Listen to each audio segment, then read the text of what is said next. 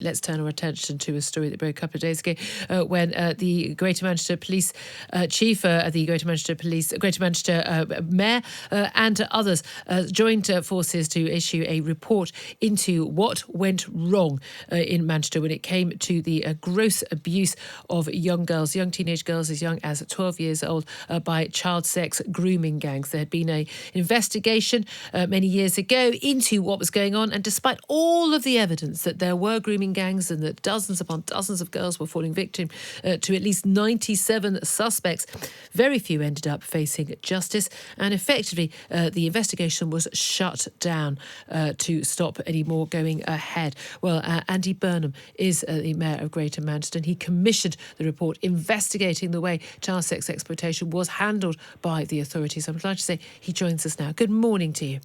Good morning, Julia. Julia. I have to say, I was really disappointed in our national media yesterday by the fact that not a single one of the newspapers decided to think this story was worth the front pages. We talked about it at great length on the show yesterday. Spoke to Maggie Oliver, former detective in Greater Manchester Police, one of the people who broke the Rochdale gangs, grooming gang story, and has been a whistleblower and now set up a charity to help exploit this. It does seem that we've just kind of shrug and move on when we discover that dozens of girls are being gang raped and nothing is done about it by the authorities. But we shouldn't shrug and move on, should we? Oh, goodness me. I mean, I hope we never do get to that position, Julia. I mean, just because the media may have heard the story before doesn't mean it's not completely shocking. And the reason I commissioned this report was to expose the truth, in all its difficult and harrowing detail. And I guess what I'm trying to do is break the cycle, by exposing the truth, kind of get people finally really to face up to why is this happening, and to put in place procedures that prevent this sort of cycle of repeat. That is what I was trying to do. It was actually when I was listening to Margaret Oliver on 5 Live, to be honest. I was just sat in the car. I was in a traffic jam in Manchester. We do have them. And I was just hearing her talking about the 3 girls drama, and it was just after it went out. And I went back to the office and said, I'm going to take this further, because she was talking about an investigation that had just been shut down. Now, I didn't know the reasons back then, why, but I just said, I'm not going to kind of preside over a situation where I'm being told that and we just sort of move on and, it was in the past. So it's been difficult for everybody, to be honest, Julia, but I feel it was right to do so. And, of course, now we have the opening of a major criminal investigation into those suspects who were involved in the abuse of those girls in the middle of the last decade. Well, that's it. And we've seen again and again, we've seen these child grooming gangs, and that they have being constantly now being brought to justice from all of these different places around the country, Rochdale, Rotherham, Telford, Dewsbury. I mean, it does seem that this wasn't a one-off. This is something that's been happening across the country. It's been happening for years. But there's one thing to be prosecuting the men who are carrying out these horrific crimes. They're drugging and raping and physically abusing these girls. And of course, this was all prompted by the death of a 15-year-old Victoria Goglia as well. It involves even more serious crimes than rape. But the key thing is, and one thing that we had very much the reaction we had to the interview we did with Maggie Oliver yesterday, is that people want the people who didn't go after those men prosecuted. They want the senior counsellors, they want the council officers, they want the care home staff, and they want specifically the police officers who thought that it didn't matter that 12-year-old girls were being exploited in this way. They want those people, and Maggie Oliver reiterated this yesterday in my interview with her, that actually, these weren't mistakes. They were deliberate acts, as she said, to bury and ignore the abuse of vulnerable children. And these are people who were charged, with a job to keep people safe, and they deliberately didn't do so. Do you believe there should be prosecutions of police officers and other senior figures of authority for failures in this area? Well, I'm very pleased that Greater Manchester Police have referred this report and their paperwork around it to the IOPC, because it ultimately is their call. But, I have a lot of sympathy with what you're saying, because people will say, it was the era, this issue wasn't taken very seriously then. Hang on a second. We are talking about the abuse of children, the rape of children. I don't care what era that happens. That should be at the very, very highest level of priority for the police. And I want to make this clear to Julia.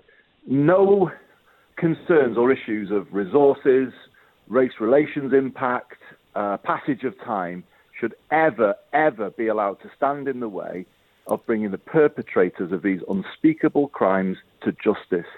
I want that message to be understood loud and clear, not just in Greater Manchester, but around the country.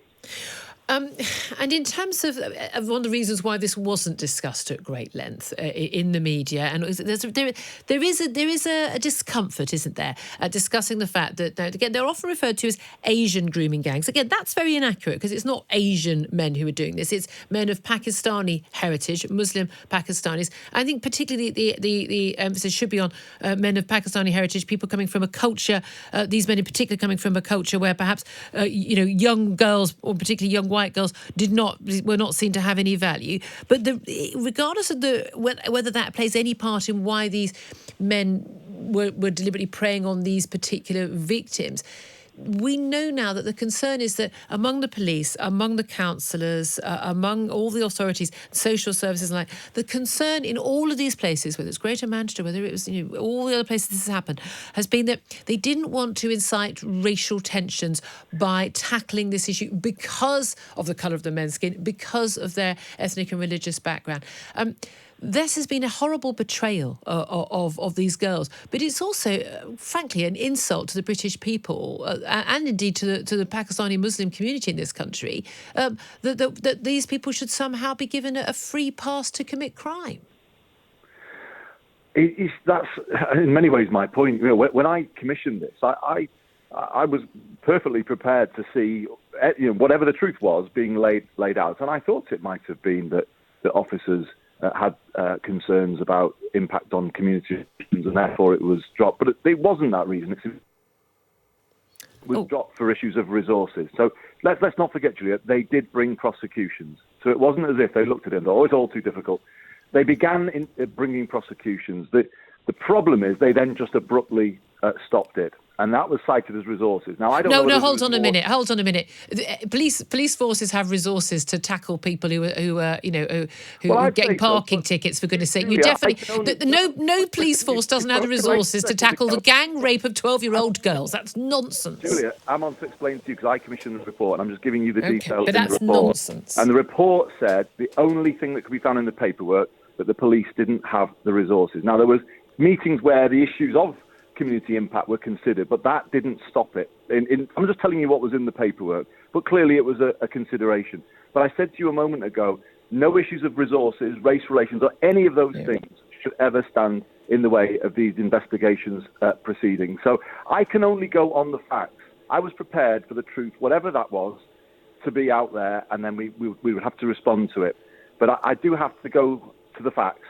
And I think that the important thing to say is, it would appear that there are in certain very small minorities of the Asian community there are men operating in this way, but there are paedophiles operating in networks in many ways. Oh, absolutely. On the internet. And I think it's really important that, in rightly shining a spotlight on this appalling behaviour, we also recognise the threat to children is there in so many ways. Absolutely. The vast majority of paedophiles in this country represent the vast majority of the population of this country who are white, non-Muslim. Absolutely, completely accept that. There's no doubt at all about that. It was the fact that they were somehow not tackled because of that. But Julia, you're right too. There's something very troubling here in terms of this behaviour that's been repeated in other parts of the country. And I praise Sajid Javid because I think as Home Secretary he called for a review into the perhaps the specific reasons, the cultural reasons I don't know as to why this seems to be recurring, and I'm not sure that review has ever been made public. Okay. I would certainly encourage the government to do that because we need to understand why this is happening, and it's only with full transparency that we will begin to understand it. That the perpetrators will feel they can't operate in plain sight as they did in Manchester. And I hope all of those who've committed these crimes across the country are feeling very nervous today. And hopefully they'll be soon receiving a knock on the door.